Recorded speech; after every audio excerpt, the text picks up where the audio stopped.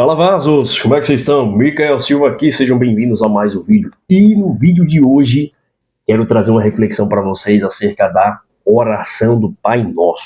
Estava lendo ela aqui agora e é uma oração muito poderosa, em que muitas das vezes nós não prestamos atenção nessa oração, porque ela traz diversos ensinos para nós.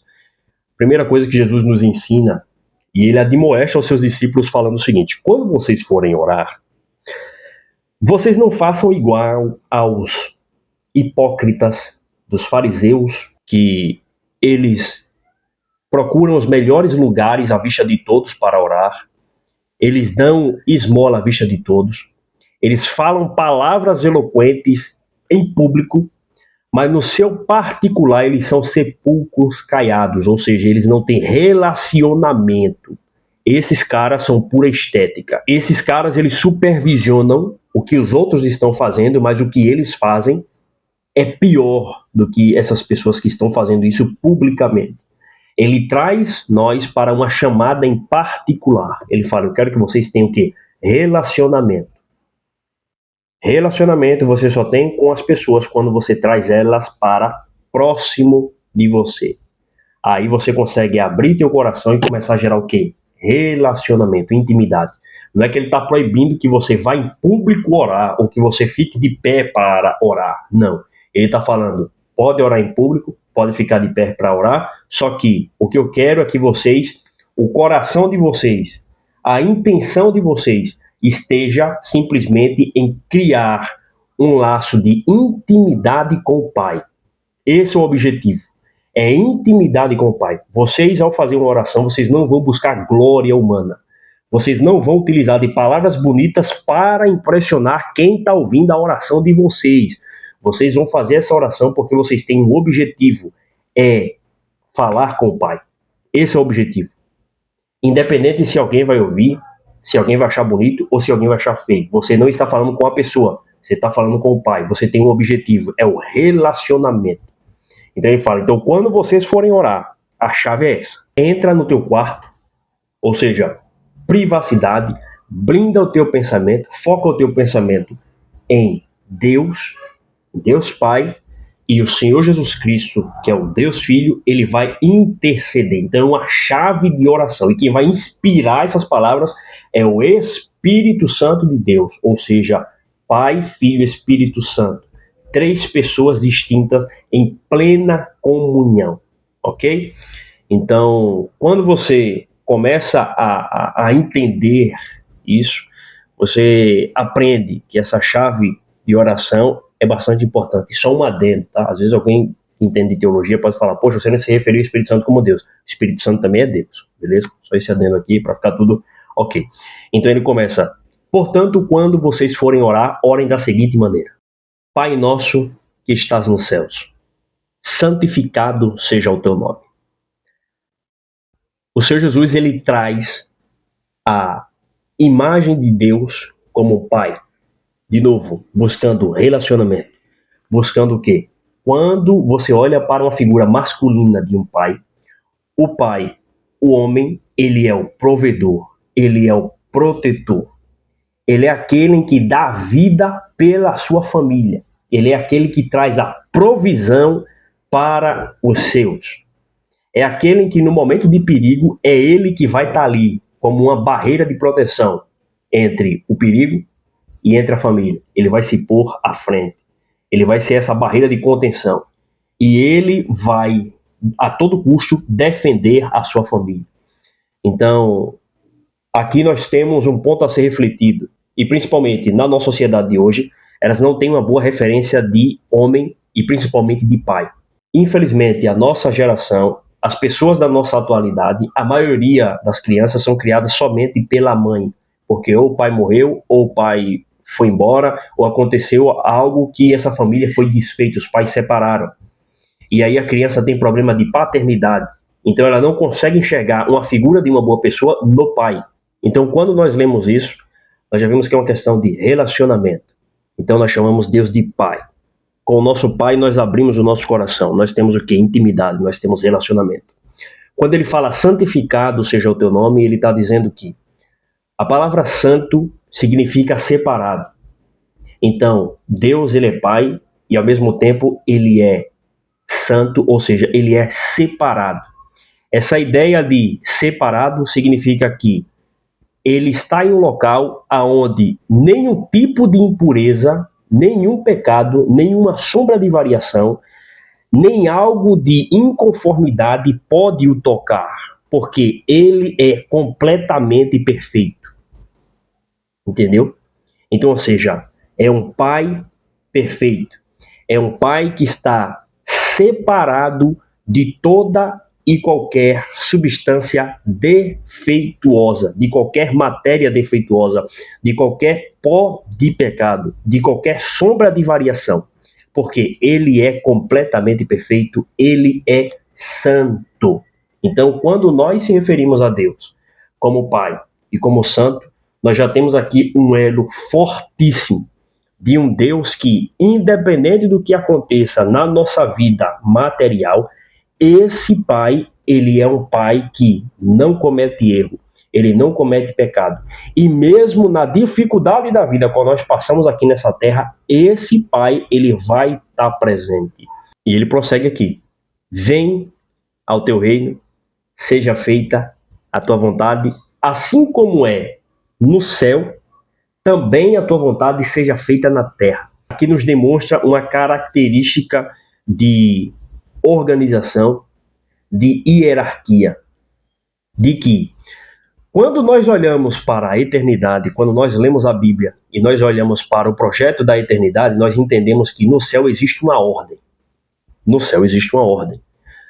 No céu existem minúcias e detalhes. Aonde Deus está, existe uma hierarquia. Ele é o Todo-Poderoso. É Ele quem comanda.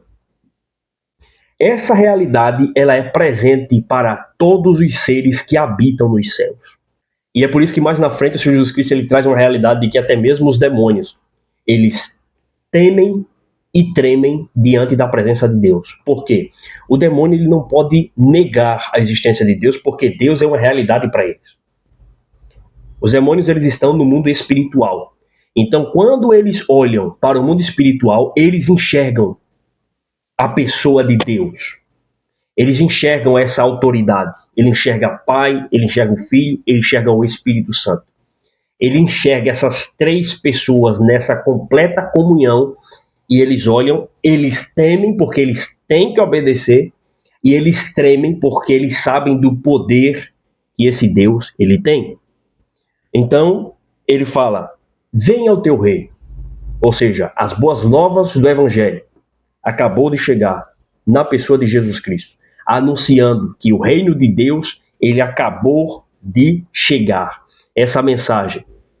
E aí ele fala: faça a tua vontade, assim como é aí no céu, que nada foge do teu controle, todos obedecem à tua vontade, aqui na terra, todos creiam, através do Espírito Santo, que eu sou enviado de ti e que eu estou em cumprimento das tuas ordens e, portanto, o homem ele foi criado para olhar para a criação e contemplar toda essa criação e dar honra e glória somente para ti. E aí eu trago você para uma reflexão de que todas as vezes que nós acordamos, nós somos convidados a refletir na oração do Pai Nosso. Ah, Miquel, como assim? É simples. Toda vez que nós acordamos, nós paramos e pensamos, inconscientemente, seja feita a minha vontade ou a vontade de Deus. Se você escolher fazer sua vontade, eu lhe trago para uma reflexão também, que é a seguinte: a maioria das pessoas que estão na cadeia agora foi porque elas escolheram fazer a sua vontade. E é por isso que é problemático você seguir a filosofia do o importante é ser feliz. Seja feliz. A Bíblia vai dizer que essa filosofia do seja feliz é uma filosofia diabólica, hedonista, porque você vai ser guiado pelos seus impulsos e pelos seus desejos e você não vai ter a capacidade de se controlar. E, trazendo para um contexto da atualidade, até mesmo o contexto brasileiro, você sabe que está cada vez pior você seguir esse tipo de ideologia e filosofia, principalmente se você for homem, né? E você sabe do que eu estou falando. Com algumas leis que surgiram agora, várias leis foram aprovadas. Você for seguir esse tipo de conselho, você vai se quebrar, vai tomar na emenda. Por quê?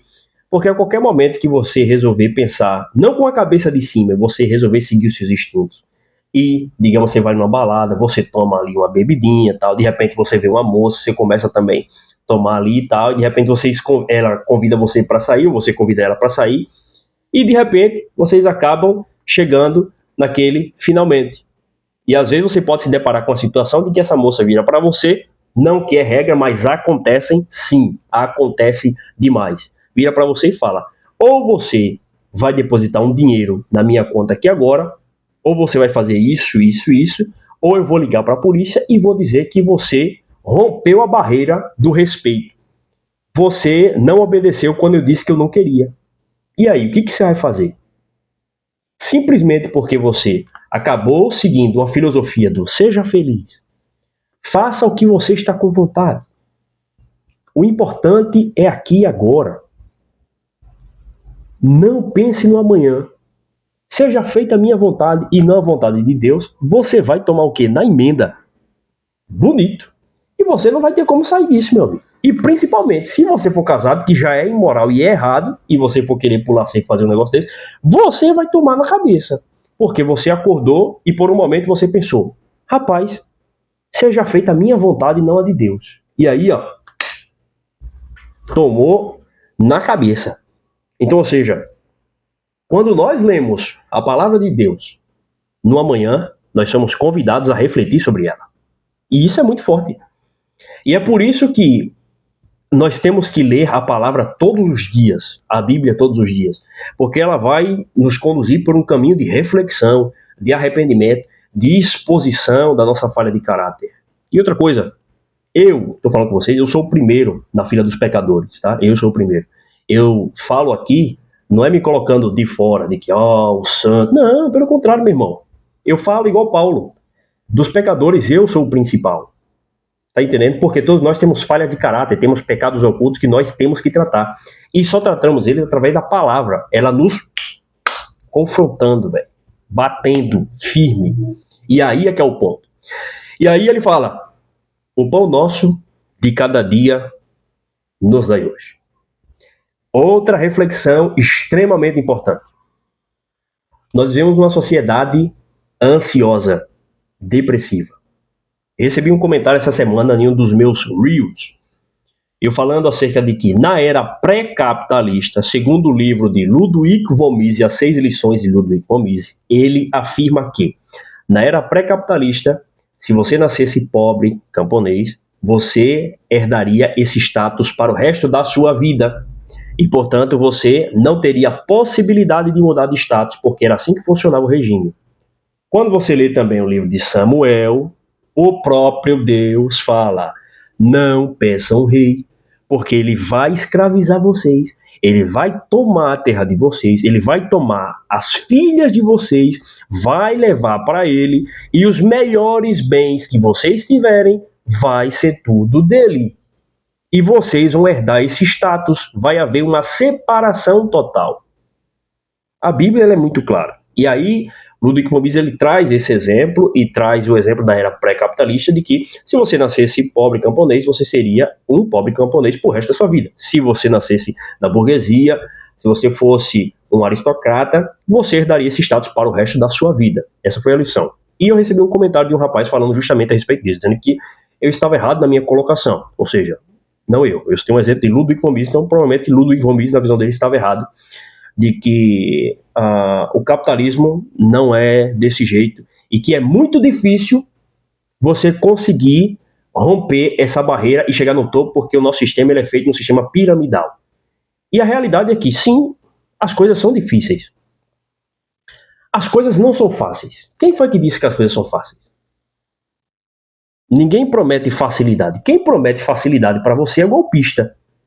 Quem diz para você que você vai ganhar dinheiro, que você vai fazer isso, vai ser mil maravilhas, seja feliz, é Satanás. Não sou eu que estou dizendo isso. É difícil, meu irmão. E quando nós lemos essa passagem aqui, o pão nosso de cada dia nos dai hoje, rapaz, isso é muito forte porque, principalmente para nós jovens, nós temos 1001 sonhos.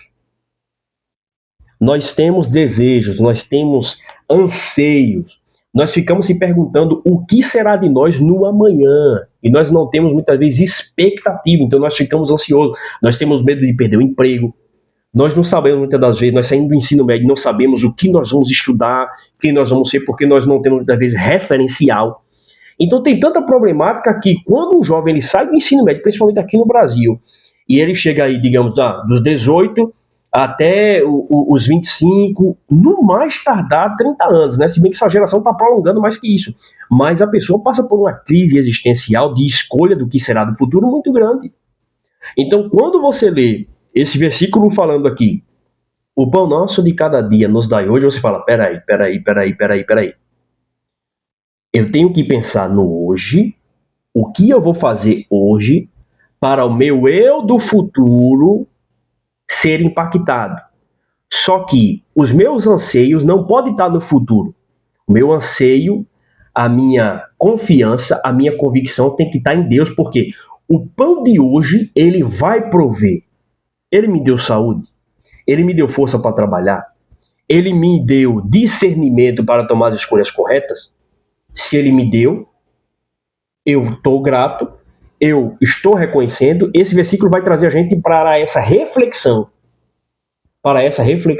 E aqui, antes que surja uma problemática, não que se você está doente, você não vai agradecer. Pelo contrário, o maior bem que você recebeu de Deus foi a salvação, ok? Mas trazendo para um contexto cotidiano, na vida de um jovem, na vida de alguém que está sem expectativa do que fazer. Quando você olha para isso, você fala, peraí, a oração do Pai Nosso já me passou uma chave, que é o quê? O que é para acontecer hoje, vai acontecer hoje. A provisão de hoje, Deus vai mandar na minha vida de alguma maneira. Por exemplo, na minha vida, Ele me deu a provisão de hoje. Ele me deu forças para trabalhar na madrugada inteira. Me deu forças para mim fazer uma oração antes de dormir, descansar. Me deu força para mim levantar agora, escovar o dente, tomar banho, comer, abrir minha Bíblia, gravar esse vídeo para vocês aqui e depois ir para a igreja e depois ir trabalhar. Então, ou seja, a provisão de hoje, Ele já me deu. Quando eu leio isso aqui, eu falo, caramba, é verdade. A provisão de hoje Ele já me deu. O de amanhã, Ele proverá. E se a nossa confiança está nele, muitas das vezes algumas portas elas são fechadas, só que Ele cria caminho por onde a nossa mente nunca passou. Esse que é o ponto. Só que, de novo, é muito difícil, principalmente com a tecnologia acelerada nos tempos de hoje, nós termos essa maturidade de olhar e falar, a provisão de hoje vai chegar. Esses dias eu estava conversando com meu pai, por exemplo. E aí eu estava vendo bastante vídeo de cristãos da janela 1040, né? Que são países do Oriente Médio em que não existe igreja física, em que a igreja é perseguida. E aí eu vendo a vida deles e eles falando a respeito de que morrer para Jesus é um orgulho. E eles se identificam com isso e é algo maravilhoso. Eles morrem mesmo, intercedem para que as outras pessoas tenham coragem de morrer defendendo o nome de Jesus. São os cristãos mártires, né? E olhando para a nossa realidade de hoje. Eu falei, cara, às vezes você recebe um convite missionário para você largar tudo. Quando o Senhor Jesus ele vira para o jovem rico e ele fala, vende tudo que tu tem, dá aos pobres e me segue. Quando nós muitas das vezes pregamos sobre isso, a gente prega de um jeito que parece que é simples, né? Não, o jovem rico ele não quis vender e, portanto, ele acabou tendo seu coração preso nas riquezas e não seguiu o mestre. Que oportunidade que ele negou. Só que a realidade é que, se a gente trazer para o nosso contexto, hoje eu, por exemplo, Micael, larga teu emprego, larga tua família, larga tudo. Vai-te embora para outro país fazer missão.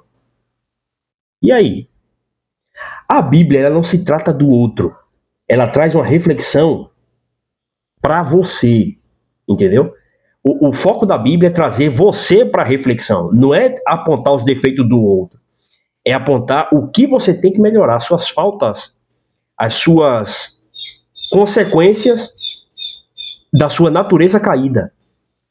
Essa é a reflexão que a Bíblia traz. Então, cada versículo que a Bíblia vai citando, vai mostrando para você o que você tem que melhorar, o que você precisa renunciar. E essa passagem do jovem rico, essa passagem de que, nessa reflexão nós estamos citando, de que nós largarmos tudo para confiar totalmente em Deus e que Ele vai dar a direção, é um passo de fé. Porque para você tomar uma decisão sem ter um norte, muitas das vezes, é necessário ter fé. Fé é uma decisão no escuro. Fé é uma decisão no escuro. Você não está vendo. Mas você acredita que, através da mensagem que você recebeu, você vai alcançar. É igual o sacerdote quando ele entrava dentro do templo, em que ele pegava o candelabro, jogava a cinza em cima, e ele chacoalhava aquele candelabro dentro do santuário, do Santo dos Santos, e aí a fumaça ia subindo e enchendo todo aquele templo, a ponto de que, quando estava coberto tudo de fumaça, tudo incensado de fumaça, ele entrava. E quando ele entrava, ele não conseguia enxergar nada. Então ele tinha que ser guiado pelo quê? Pela fé, ou seja, tocando. Entendeu? E isso é muito forte. Ele tinha que estar o quê? Tocando. Ele ia tocando. Ele ia sentindo ali, ele ia sendo guiado para poder fazer as coisas tudo corretamente, mas ele não estava enxergando. Por quê? Fumaça, meu irmão. E naquela fumaça, Deus o enxergava, porque a glória de Deus era manifesto ali. Entendeu? Então, quando você olha isso e fala, rapaz, você tomar uma decisão de seguir a Cristo é uma, apesar de ser uma decisão, né, acertada, mas nós acreditamos que essa decisão não é tomada por você, é o Espírito Santo que toma ela por você e te guia para que você viva sendo guiado à cruz de Cristo, sendo guiado através da mensagem do Evangelho a seguir a Cristo. Então, ou seja, é o Espírito Santo que toma conta de você e ele vai te guiando. E você, como indivíduo, você não está enxergando. Você não está enxergando. Entendeu? Então o Espírito Santo ele se torna o teu sentido, o teu guia. De você ir tocando aqui, de você ir tocando ali, de você entrar por esse caminho que é Cristo, entrar pela porta que é Cristo. E você vai sendo guiado por esse caminho. Por isso que quando você lê a Bíblia, você vai sendo cheio. Você lê a Bíblia, você ora, e você vai tendo uma vida cristã, você vai sendo cheio do Espírito Santo para ser guiado pelo Espírito Santo. Então, é uma oração poderosíssima. É uma oração poderosíssima. Você fala, rapaz, é muito forte. Então, quando você lê a oração do Pai Nosso, você aprende que seja feita a tua vontade, ou seja, de Deus e não a minha. Se eu acordar e falar, seja feita a minha vontade, eu vou pecar. E todos os dias nós nos deparamos com esse dilema. E a cada instante é repetido isso para nós, seja feita a vontade de Deus ou a nossa. Vontade de Deus ou a nossa. Então, quando nós pecamos, foi feita a nossa vontade. E ele traz mais uma reflexão. E perdoa-nos as nossas dívidas ou as nossas ofensas, assim como nós perdoamos aos nossos devedores ou a quem nos tem ofendido. Ou seja, perdão. Perdão. Quem não perdoa é escravo daquele sentimento para o resto da vida. Quem sofre não é o outro. Quem sofre é você. Eu vou trazer um exemplo aqui para vocês que com certeza vocês já passaram e passam por isso. Digamos que você foi injustiçado na sua empresa, no seu trabalho, ou por alguém que você gostava muito, e que essa pessoa ridicularizou você ou fez uma situação em que você saiu como vilão da história. Vamos ser sinceros. Até hoje você fica pensando nisso e remoendo isso. É mentira o que eu estou dizendo? O nosso cérebro ele fica imaginando N possibilidades, N cenário e sempre trazendo aquela pessoa na nossa mente. Rapaz, e aquela situação que aconteceu assim, assim, assado? Se eu tivesse... O nosso cérebro ele fica transportando para aquela situação. Criando N situação, criando possibilidades futuras que aquela pessoa tivesse lá e veja que a gente não é uma pessoa má. Agora, imagina aí, se você o dia inteiro fica só vendo conteúdo, remoendo e falando de situações que remetem a esse episódio. Você nunca vai ser curado. Vai ser como se fosse um cão que fica lambendo suas chagas. Você fica tocando na ferida e abrindo aquela ferida ali o tempo inteiro. Então, quando você não perdoa, você deixa aquele sentimento de mágoa no teu coração. E não é fácil não, tá? Não é fácil. Você deixa aquele sentimento de mágoa ali no teu coração, remoendo. E você não libera o perdão, você destrói espiritualmente a sua pessoa e materialmente. Porque existem vários estudos que uma das consequências também do câncer é energia negativa. Mas o que gera isso é a falta do perdão, ou seja, sentimentos ruins no teu coração. Porque sim, realmente, quando você passa por situações de injustiça, você fica remoendo o tempo inteiro. Às vezes você esquece por um momento. Mas quando você está bem distraído, no final do dia vem aquela situação. Pam! E aí, meu amigo, se você não ressignificar isso, você vai remoer pro resto da sua vida. Vai remoer pro resto da sua vida e nunca vai ser liberto disso. E outra, vai impactar o quê? Os seus. Os seus. A sua família vai ser impactada. Não adianta. Não adianta. Entendeu? E aqui fica um conselho, principalmente, por exemplo, se você fez parte de alguma comunidade, você fez parte de alguma empresa, de algum ambiente que te fez muito mal e você saiu, rapaz, o melhor conselho que alguém poderia me dar é que deixe para trás todas aquelas situações ruins que aconteceu com você. Não fique virando um caçador investigativo daquela empresa, daquela comunidade, daquelas pessoas, porque você vai sempre estar remoendo os mesmos sentimentos. Remoendo, remoendo. E esses sentimentos, ele vai o quê? Contaminar o seu ambiente. Esse sentimento ele vai contaminar o seu ambiente. E a sua realidade ela vai ser somente baseada nisso. Essa vai ser a sua realidade. Tudo que você for fazer, você vai estar sempre em mente o que aquela comunidade está perdendo agora. O que aquela comunidade está pensando agora. O que aquela pessoa pensaria agora, que está me vendo assim, olha como eu estou bem e tal. Você vai viver em função disso. Isso é fato, não adianta fugir. É um fato. Então você já perdoou. Não significa que você vai ter aquilo, meu amigo, relacionamento. Não, perdoou, ok. Eu libero perdão. Vá em paz, está tudo certo, aconteceu, mas eu não quero mais saber de ficar remoendo isso aí. Acabou. Minha paz vale ouro, tchau e benção. Já era. O tempo ele vai curando essa cicatriz, mas você aprendeu uma lição valiosa. Entendeu? Esse é o ponto-chave. Acabou. Morreu o assunto. Não, fulano, acabou, já liberei perdão, já era. Tchau. Não esperava muita coisa, não. Tá, decepcionou, é homem. Acabou. Morreu. Já era. Bola pra frente. Qual que é o próximo projeto? Qual que é o próximo aprendizado? E vai pra cima. É fácil? Não é fácil. É difícil porque nós somos seres emocionais. E aí nós lidamos com a frustração, com várias variáveis, né? Com inconstâncias. Então isso é muito complicado realmente. E não nos deixes cair em tentação. Ou seja, mas livra-nos do mal. Quando nós estamos cheios do Espírito Santo, quando nós estamos em oração, quando nós sempre fazemos a pergunta, minha vontade ou a vontade de Deus? Minha vontade ou a vontade de Deus? E nós vamos sendo cheios do Espírito Santo, o Espírito Santo vai ganhando força em nós, vai enchendo-nos para que a gente possa combater e ser livre do mal. Só que o livre do mal não é livre de morrer, tá, queridos? Porque quem está em Cristo e morrer é ganho. Tá? É não cair em tentação de quê? Na tentação do pecado, na tentação de seguir a minha vontade, os meus desejos, desagradar a Deus, de roubar, de matar, de adulterar, de fornicar, de fazer trambicagem, entendeu? De fofocar, de mentir, de fazer falcatrua. Essa é a nossa vontade. A vontade de Deus é que nós estejamos sempre em perseverança, em oração, dando honra e glória a Ele, impactando a vida do próximo, pregando a mensagem do Evangelho. E tendo em mente que se morrermos, nós estaremos com Ele. E aí ele fala, o Senhor livra-me do mal, não me deixes cair em tentação, pois o Senhor é o dono do reino. O Senhor detém todo o poder e toda a glória para sempre. E amém.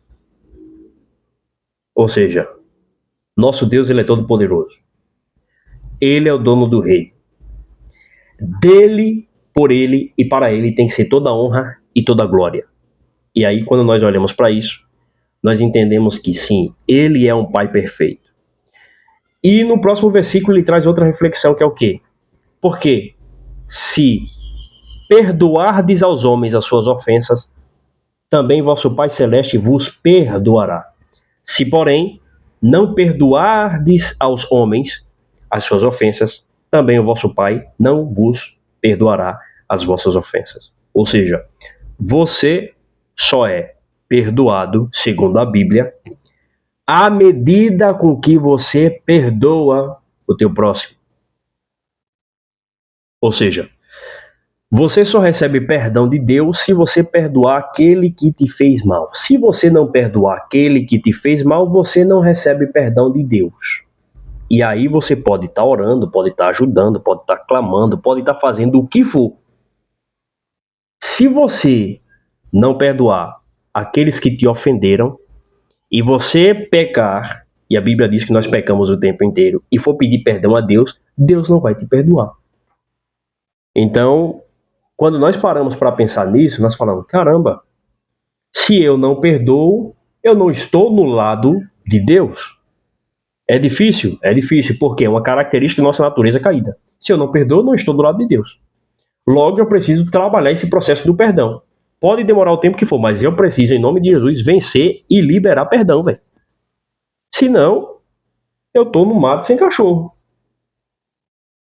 Vou descer de ladeira abaixo. Entendeu? Então, ou seja, quando você começa a ler a palavra, você começa a refletir a respeito, você começa a ser tocado por essas reflexões, por essa iluminação, por essa inspiração da palavra, e ela vai te mostrando, ó, Micael, ó, fulano, ó, você que está assistindo esse vídeo aí, ó, é assim que você tem que fazer. É assim que você tem que fazer. É assim que você tem que seguir. É assim que você vai se portar. É assim que você vai tomar a tua decisão. É como se fosse não. É uma realidade que uma pessoa, o Espírito Santo de Deus, ele está conversando conosco, falando, Micael, hoje você vai fazer assim. Você não vai julgar. Não, mas eu acabei de julgar. Preste atenção. Confesse que você julgou e agora você vai tomar essa iniciativa aqui para não acontecer de novo. Você vai perdoar, Micael, porque se você não perdoar, você não vai ser perdoado. Micael, você não vai xingar. Micael, você vai fazer isso, você vai fazer assado. Mas se eu errar? Se você errar, você vai confessar e você vai consertar. Então é uma orientação diária. Orientação diária que você não vai receber de a maioria dos amigos seus. Você não vai receber de outra pessoa senão do próprio Deus. Através das Sagradas Escrituras. Então, Vaso, muito obrigado por ter assistido esse vídeo aqui. Ficou aqui até o final. É uma satisfação, é uma honra para mim receber a sua pessoa no nosso canal. Nosso canal está crescendo. Se inscreva no nosso canal, deixe o seu like, venha junto comigo para as próximas reflexões. E agora, como vocês viram, estamos de câmera nova. Meu Deus, vem comigo. Então, até o próximo vídeo e tamo junto, Vaso.